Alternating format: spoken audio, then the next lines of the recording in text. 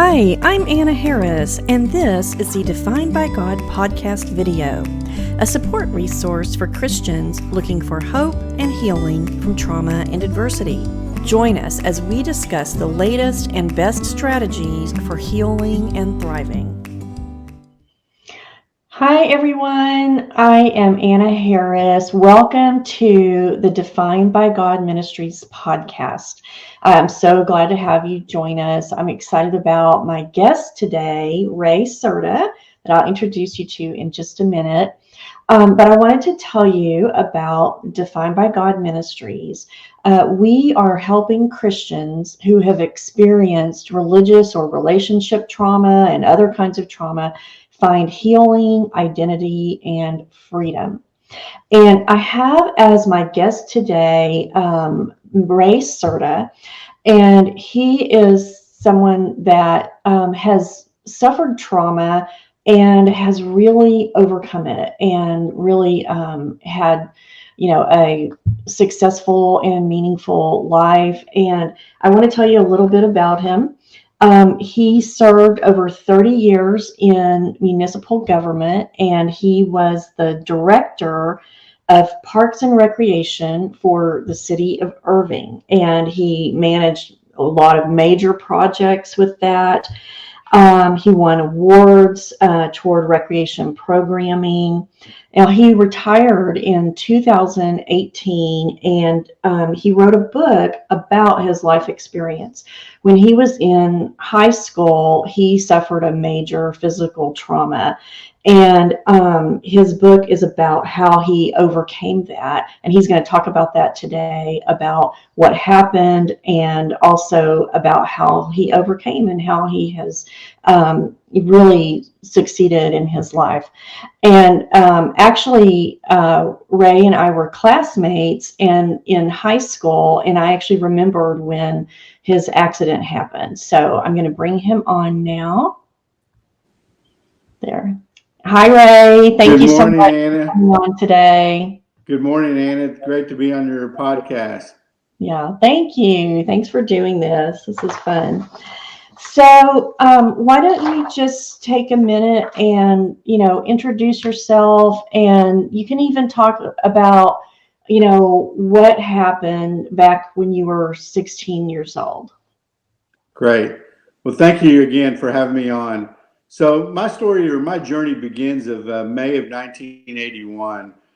I was a junior in high school. As you mentioned, we were classmates. We both graduated in the class of 1982 from Irving High School. It was an annual ritual. We had just completed a spring football game, and it was an annual ritual for all the football players to go by a nearby lake to celebrate the end of the school year and also to celebrate the last football game of the season. And it was supposed to be for team bonding, camaraderie, and like I mentioned to you, the end of the school year. So we had just completed the game. It was on a Friday night. Went to school all day. I remember the day like it was yesterday, going through all my classes and going through the cafeteria lunch, eating lunch. And then in the afternoon, playing in the spring football game. So after the game, first of all, my parents did not want me going to that little celebration. The plan was to stay out the night, spend the night, and then drive back in the next morning. Anna, when you're 15, 16 years old, you make some decisions in your life that were not probably the smartest or the boldest decisions that I made. And as a result of that, here I am 42 plus years later. And, I often think about, what my life would have been like had I not gone to that little celebration.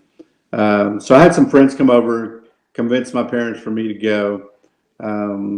So we arrived at the campsite, and of course, some of my teammates were already grilling hot dogs and hamburgers. And yes, there was some alcohol going on, but that was not the main issue.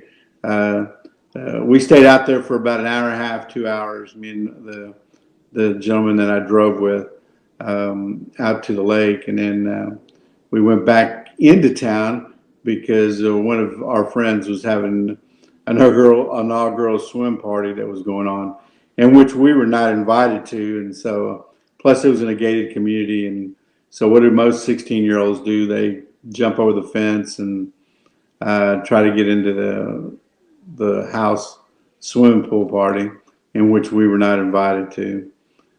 We finally got in, swam for about an hour, and then decided to drive back out to the lake to join our teammates. After all these years, I still can't answer this question why we did that. That was just, spur of the moment decisions. And we went out there, and by that time it's 2 or 3 o'clock in the morning, and we were both tired. We had a long day. We had played in a football game. And so the driver fell asleep at the wheel, and I went flying out of the vehicle that we were in, laid 60 feet away from the vehicle. And on the other side of the road, there was an 18-wheeler coming up, and he screeched his brakes so he wouldn't run me over. And they basically carried me to a nearby hospital in Dallas. From there, I had doctors, nurses, my family around the clock for 4 or 5 days, because they didn't know the extent of my injury. They didn't know if I was going to be able to make it or not. Doctors did come in and say that I was going to have a fusion on my neck to repair my neck, because I had suffered a spinal cord injury, which I had broken my C5, C6 vertebrae, and that they were going to have to fuse my neck back together. They didn't know if I was going to make it through surgery. Plus, they didn't know what type of feelings or any movement that I would get back from the surgery, just because there was so much swelling in the spinal cord. And so they had to wait about 4 or 5 days to do surgery. But I could recall waking up. I was sedated the entire time. They would bring me in and out. There was one time I recall where I had nurses, doctors, and family, and of course a little gentleman in black, all black, and he's basically my priest, and reading me my last rites. And they didn't know if I was going to be able to make it or not. Fortunately, there was a successful surgery. They did fuse my broken neck. Unfortunately, there was no cure for spinal cord injury at that time, and here we are 40 plus years later, and there's still not a cure for spinal cord injury, but they're getting closer and closer. So from there, they fused my broken neck, and then they transported me to a rehab center called Dallas Rehab Institute. There I spent 5 months of learning how to dress myself, feed yourself, how to do it all over again. Felt like a little child, and just having to relearn all these everyday normal things that everybody takes for granted. Yeah. I can recall going into that rehab center the first night. It was probably the longest night of my life to this day. My parents were supposed to meet up with me.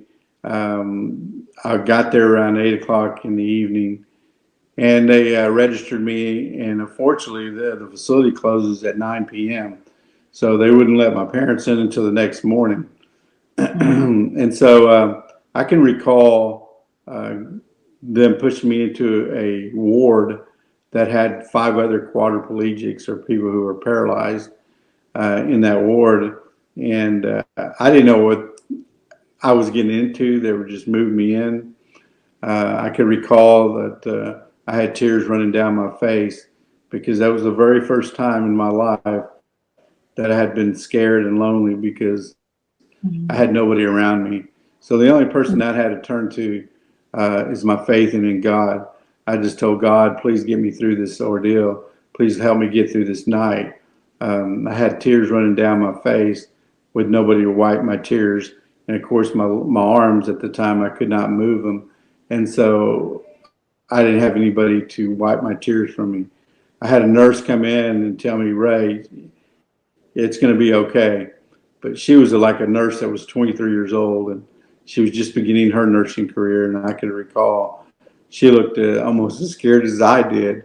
But I did get through that night, and fortunately, with my prayers and God leading me the way, I was able to get through that night. But I still recall that night so That must have vividly. been that must have been really just something that you'll never forget, because you're 16 years old at the time, and I remember you were such a leader in the school, and student council and football and track and all of that kind of stuff. And so you went really overnight, your life changed. And Yes, so Anna, when you're 16 years old, like I was, I saw and went through so many things that most 16-year-olds never see in their lifetime. And you talk about a kid growing up quick.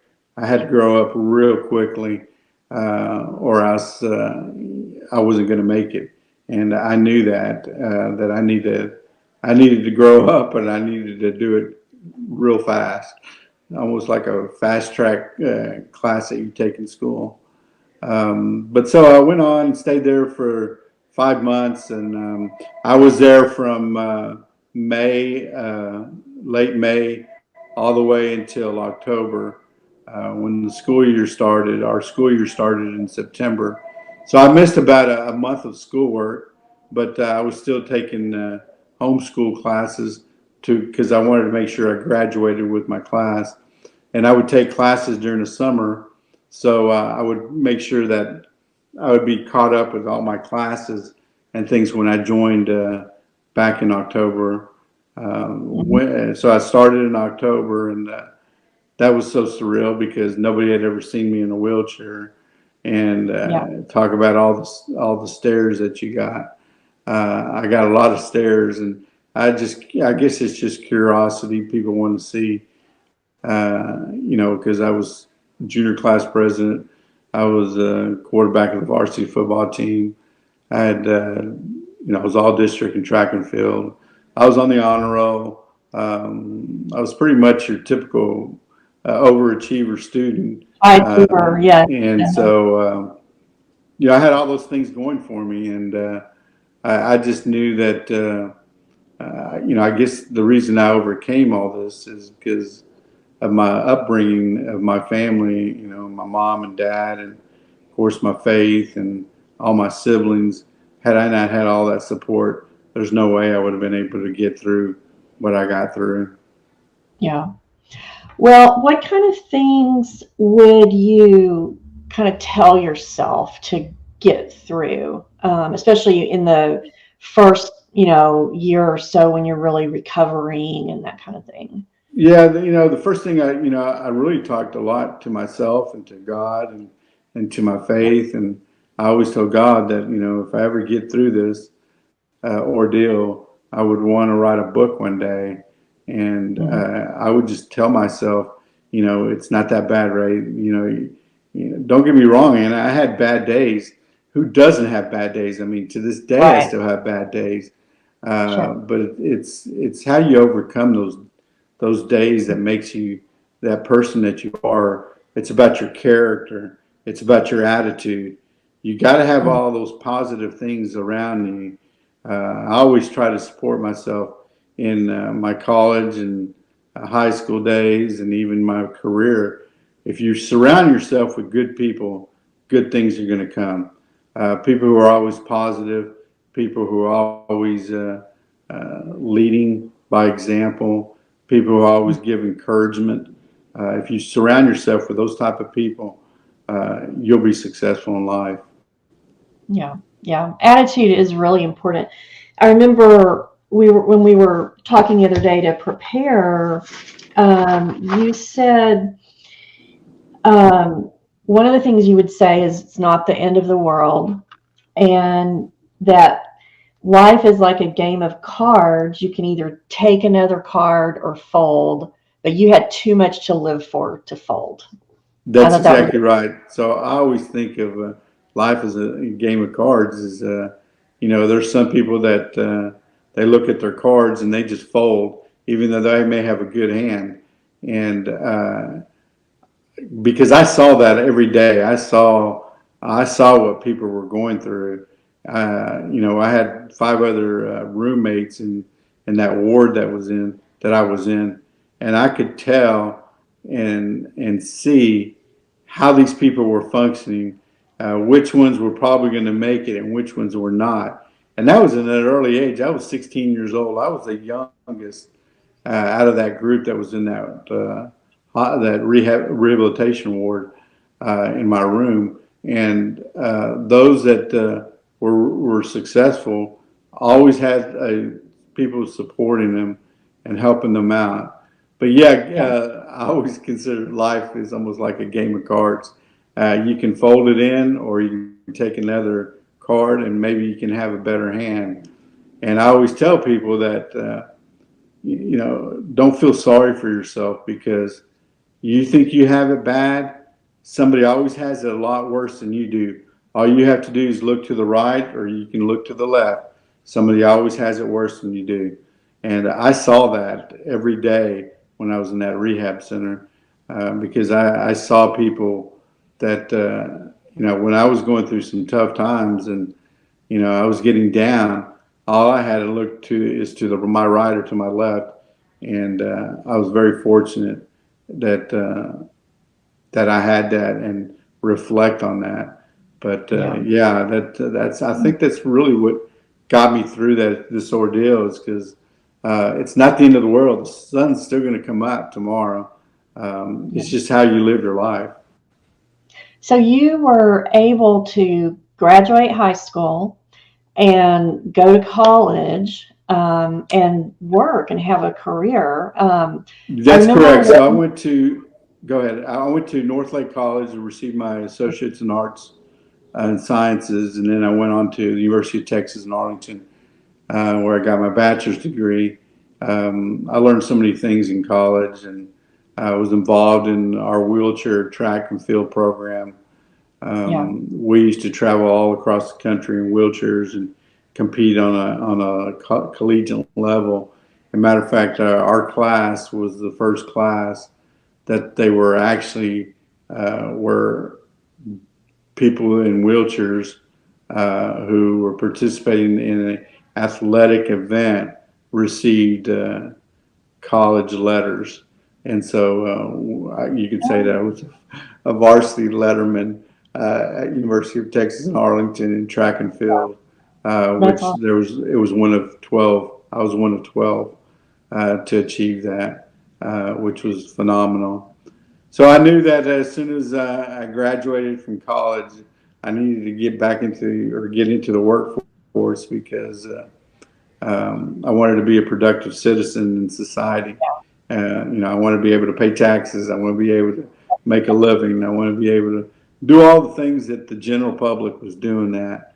And so I got out of college, and here I am. I'm a young 20-year-old kid trying to go conquer the world. And lo and behold, the door's getting shut on your face. I would try to go to interviews and get full-time employment. And I went through about 15 or 16 interviews, and I wouldn't get a job full time. And to me, I felt like it was the reason is because I was in this wheelchair. Back then, people looked at you. They didn't look at the individual. They looked at the person, and they see a wheelchair, and they're probably skeptical about, well, can this person really do that? And that should be a wrong idea. That should never be a factor when someone's interviewing for a position. You should look at the individuals, look at the credentials.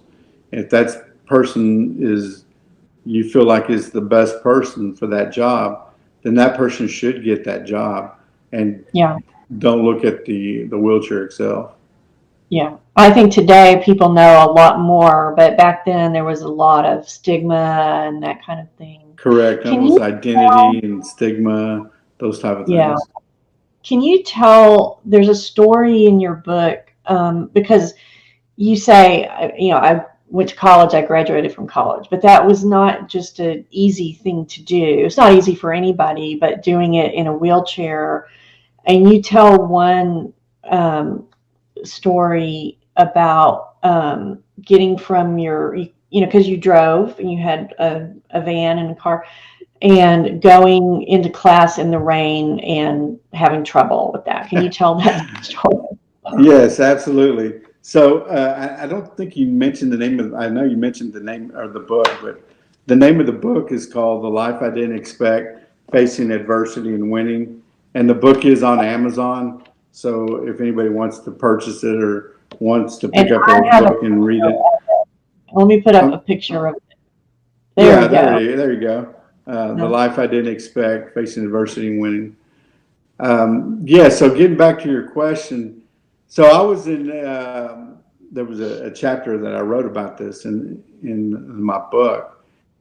It was we were taking semester exams, and it was pouring down rain. Well, it wasn't pouring down rain yet. It was sprinkling, and so I parked my vehicle, and it takes you, I don't know, a couple of minutes to roll to the history hall where we had the class, and Lord and behold, I mean, it just starts downpouring rain, and so everybody's scrambling.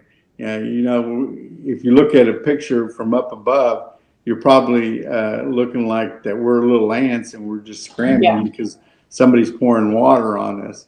Well, that's the way it was, and we're all scrambling trying to get back or get into our class. Well, I don't push that fast, and when I was trying to push fast, the hand on my wheel got stuck in between a crack and the Oh, sidewalk, oh and God. I happened to lose my balance and I fell into the grass area. And of course, it's pouring down raining. So all I'm looking is up in the sky, and the water's just hitting my face. And I'm just laying there until somebody comes by. And there was a guy who, I don't know, 6'2", 6'3", or 6'4". He comes in, he's like, "Can I help you?" I'm like, "Yes. Can you help me get into my wheelchair?" And so he basically lifted me up, put me in my wheelchair, and then I went on to history class. So when I went into the history class, my history teacher was like, he was real stickler. There's probably about 200 or 300 people in that class. It was a large auditorium. And they had already started with the exam, and he's a stickler about locking the doors if you're not on time. So I kind of had a knock on the door, and of course everybody's looking, and I'm soaking wet. And he Oh just God. looked at me. He's like, "Where have you been?" And so I basically told him the story, and he's like, "Well, here's your test and your exam. Go ahead and get started." That was the very first time that somebody had treated me, not Ray Cerda in the wheelchair, but Ray Cerda the individual, and Mm, I was very appreciative of that. That's the way they treated me. yeah. Yeah. That's awesome. But yeah, Well, that story is in my book. yeah, you have a lot of great, interesting stories. And, I also am amazed when I was reading it, because you do eventually get hired and everything, but it took a long time before you got your first job. And I just admire your tenacity to keep going and keep Yeah, you interviewing. know what? I went through 3 years of going through interviews and jobs. I mean, they would give you, or they would say, "We don't have this position for you, full time position, but we have a volunteer job or a part time job." Well, I didn't want that. I wanted to, get a full time entry level position, and see what I could do. And a lady by the name of Nancy Brown, who was a supervisor for the city of Grand Prairie, took a chance on me, and as a recreation assistant center manager. And so she, to this day, I'm very thankful because I don't know, without her giving me that first opportunity to prove myself, there's no way I would have done what I did in my career. So she gave Yeah. me the opportunity, the chance, and if you ever talk to her, she'll tell you, it's like, "Ray, you were the best person for the job. I Hmm. hired you because you were the best person, not just because I didn't hire you. I didn't have any pity for you or because you're in a wheelchair. It was just the opposite. I felt like that you could do the job, and that's why we hired you. And so Nancy was there for 6 months, and she went on and moved on. And so within those 6 months, I got promoted to her position. I stayed there for 5 years in the city of Grand Prairie, and then went on to the city of Irving, where I became a center supervisor for about 6 or 7 years, and then a center recreation manager, which is entire operations of the entire recreation division, and then eventually went on to become the Parks and Recreation director, which is a department head, which is somebody that's in charge of a $20 million annual operating budget, over 370 employees, oversaw 5 divisions, which is the aquatics, athletics, parks, business division, and it just phenomenal career. I learned so much, and there were so many good people that worked for the city of Irving that I was very thankful and very blessed with the leadership that I had gotten for that position, and just went on and had a real successful career. And after 30 plus years, I think it was time for somebody else to take over control, and it was also time for me to start a new chapter in my life. And that's when I wrote that book called The Life I Didn't Expect, Facing Adversity and Winning. So I'm doing that. And then, of course, today I've started a podcast, which is on YouTube, called Rolling with Ray. And so now I interview individuals who have overcome adversity and are continuing to win. And Anna, you're going to be on that show here in the month of February. So I'm excited to have you on there, tell your story. Yeah, I'm looking forward to that. So, well, and your story is so inspiring. I like what you say. Somewhere I read, you said, my wheelchair prevents me from doing nothing. And that's really what you've lived out, because you've had a great career, and you travel. I know you have nieces and nephews, and you travel and have fun, and you've just really overcome the adversity that you had. Well, I appreciate that. Yes. You have to stay active. You have to stay busy. If you don't do those type of things, then you're not going to make it in this life. And I was very fortunate to have a good career. As I mentioned to you, I was very fortunate that I had a good upbringing with my family and my siblings and my mom and dad. And just as I mentioned to you earlier, if you surround yourself with good people around you and positive people, good things are going to happen for you. And I'm very blessed, very humbled. I've lived a good life, whether it's able-bodied walking or whether it's in my wheelchair for 42 plus years.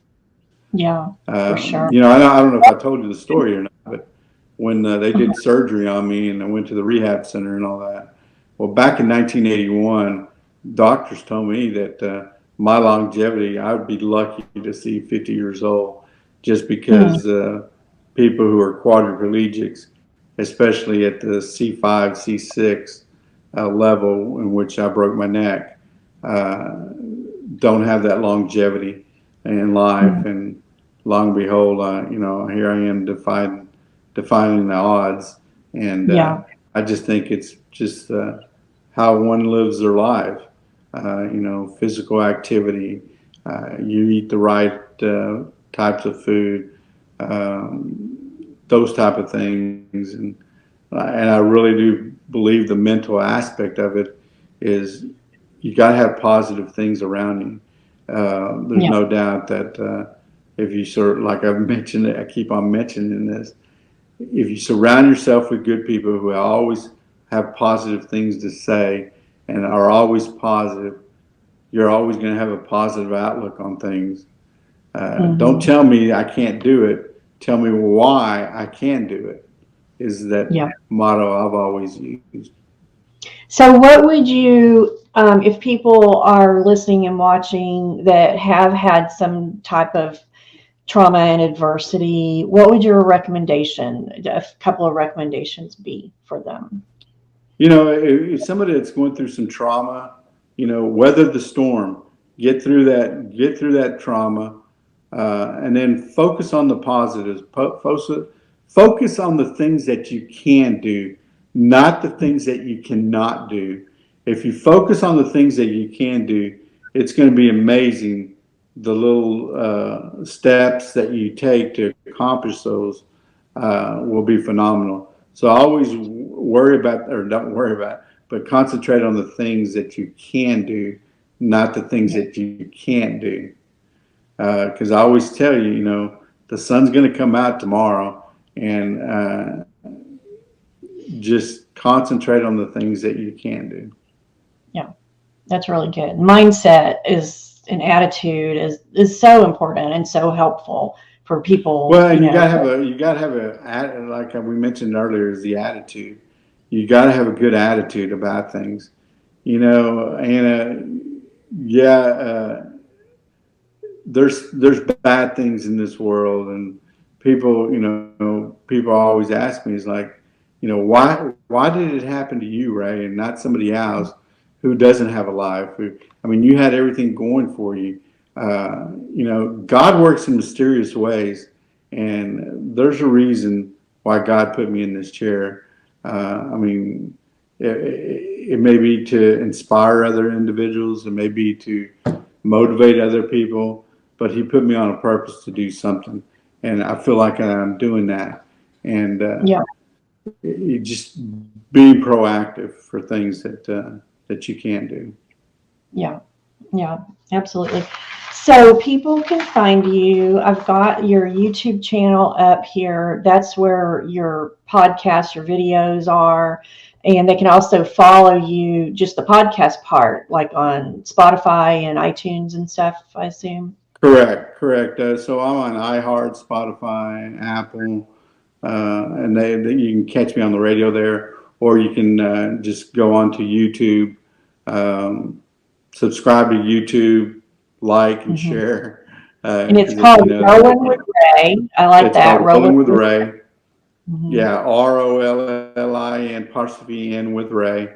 And basically, I do interviewing of individuals who have overcome their adversity and are continuing to win.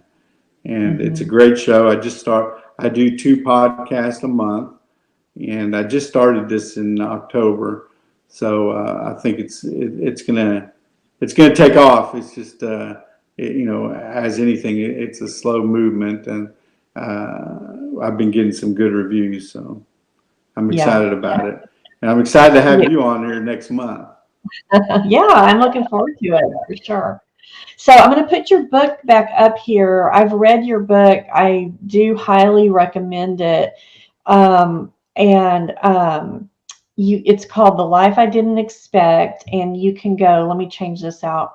You can find the website about it, just thelifeididn'texpect.com. And I was going to just mention, because writing a book is not easy. I'm in the process of writing one myself, and it's not that easy to do.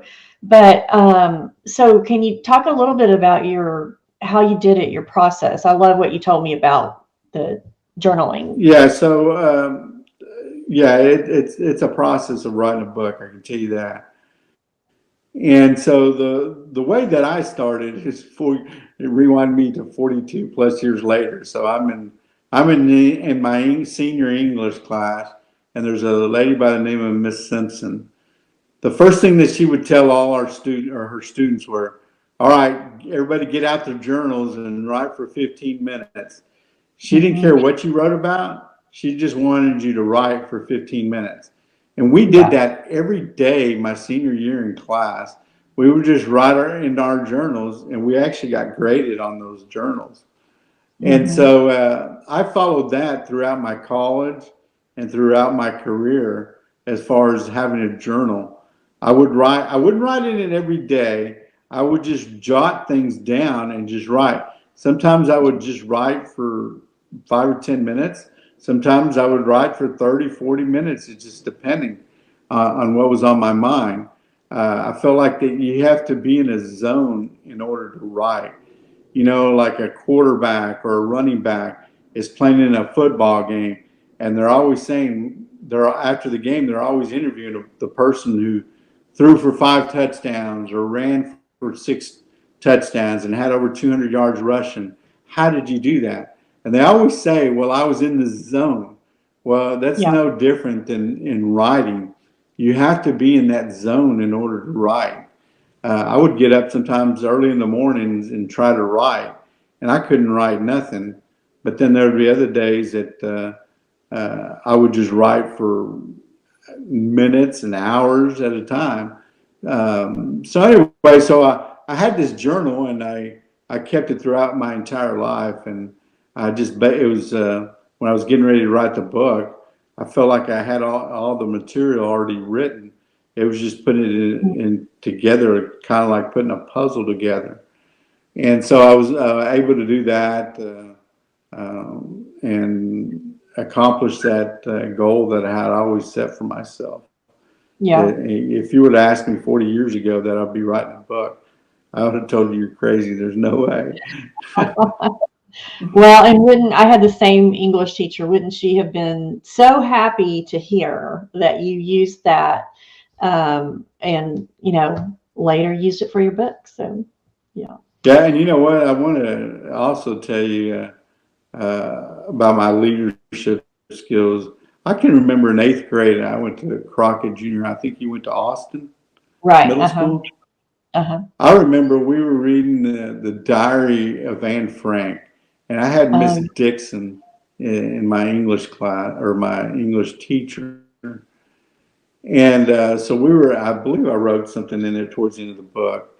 Um, we were all reading, and the way she would do it is she would like call on someone to stand up and read a couple pages. Well, when you're in 8th grade, nobody wants to stand up and nobody wants to read out loud. And so I could recall Miss Dixon saying, okay, who's going to read the next couple of chapters in the book? And I'm kind of, I'm sitting like, I don't know, second or third seat on the first row. And I can see everybody's head just go directly down because they didn't want to get picked on because they didn't want to get up and read. So I see everybody's head going down, and I'm the only head sticking up. And she's like, Mr. Cerda, she called everybody by their last name. Mr. Cerda, can you get up and read the next few pages? And of course, I didn't want to tell this English teacher no. So I had to stand up and read to the class. I read the 4 or 5 pages that she wanted me to read. And then the bell rang, and she said, don't anybody get up. Let Mr. Cerda finish his reading. And I oh, was like, wow. wow. And so I read and finished out. And so she excused everybody.